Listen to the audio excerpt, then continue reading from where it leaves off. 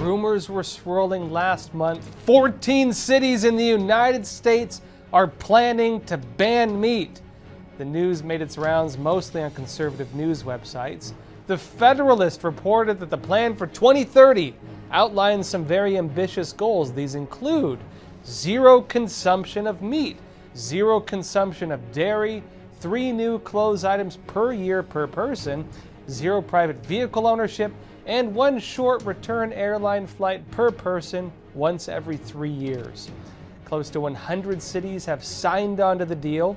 In the United States, this includes Austin, Boston, Chicago, Houston, Los Angeles, Miami, New Orleans, New York City, Philadelphia, Phoenix, Portland, San Francisco, Washington, D.C., and Seattle.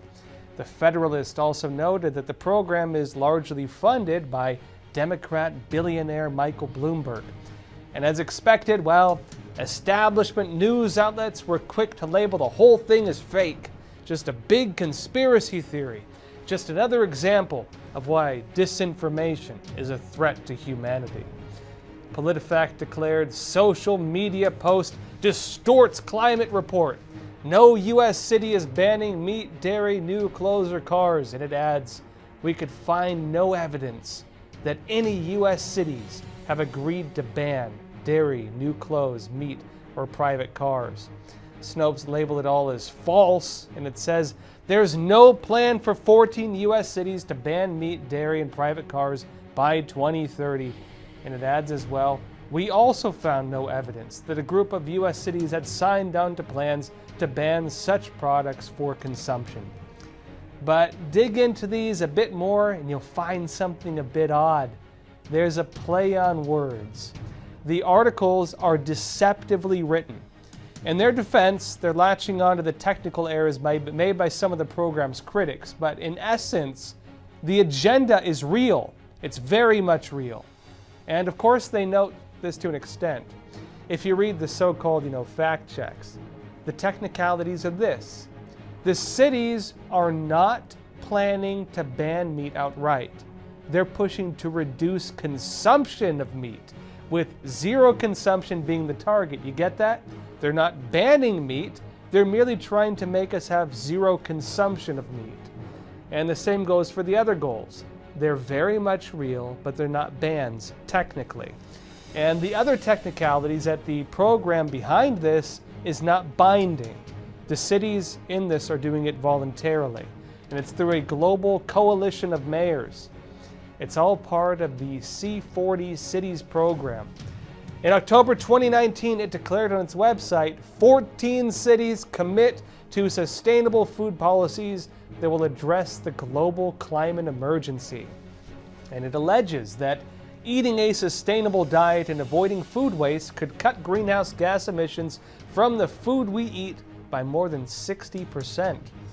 This was all part of what it called the Plantary Health Diet, which it claimed could save 11 million lives each year if adopted universally.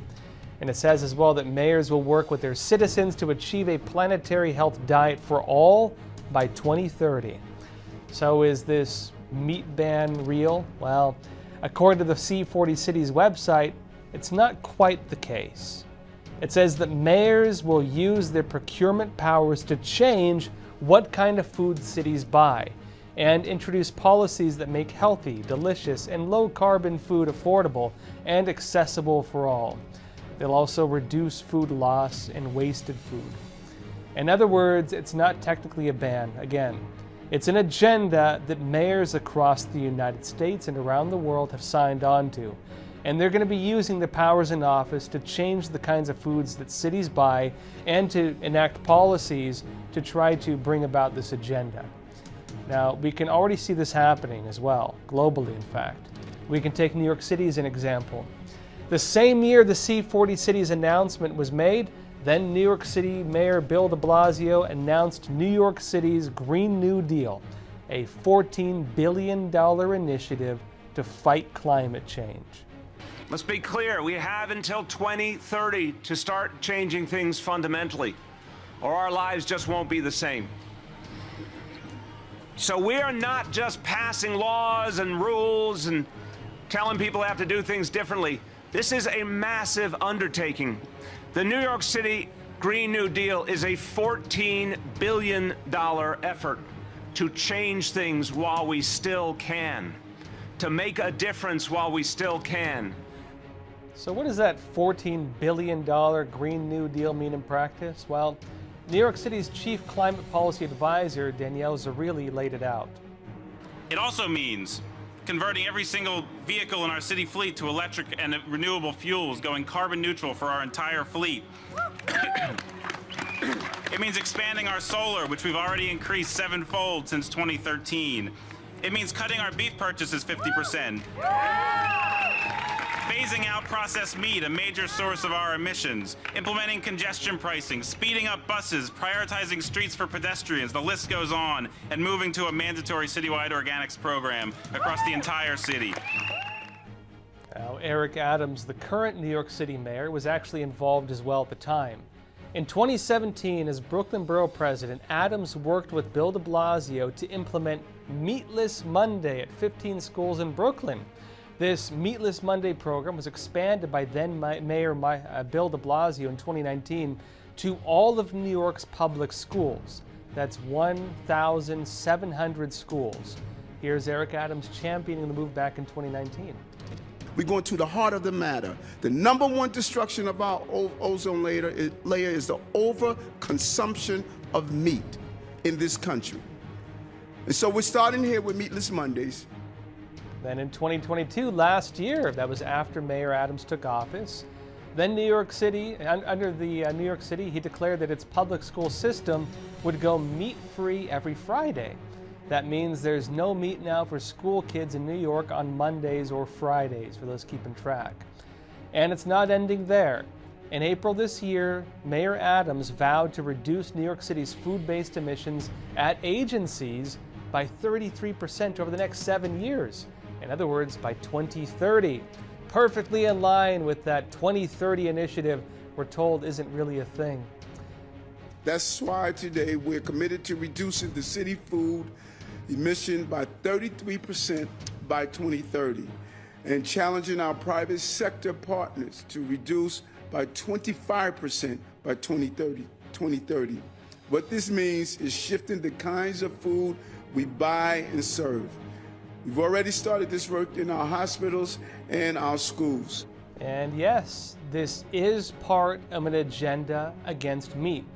New York Times reported that same month, they said this, why New York's mostly vegan mayor is cutting the city's meat budget. It notes that Adams is using the city's roughly $300 million food budget as a tool to cut meat consumption. In fact, it quotes him saying this, "It is easy to talk about emissions that are coming from vehicles and how it impacts our carbon footprint. It is easy to talk about the emissions that's coming from buildings and how it impacts our environment. But we now have to talk about beef." And I don't know if people are really ready for this conversation. Now remember, this is all conspiracy, of course. That is, well, if we listen to the so-called fact checkers. Remember, as PolitiFact stated, quote, "No U.S. city is banning meat, dairy, new clothes, or cars." Now, obviously, U.S. cities are just restricting these things and enacting policies to phase them out, notably by 2030. So what about that C40 cities agenda? Well, look, funny enough, Mayor Eric Adams has been a member on that program since 2005. The program has a whole page for him and New York City on its website. And of course, New York City is just one of the 14 cities directly on board with this program. And it's not some big secret either. The C40 Cities program has all the cities involved globally listed publicly on its website. And many of these cities have actively been involved in passing legislation in line with this agenda.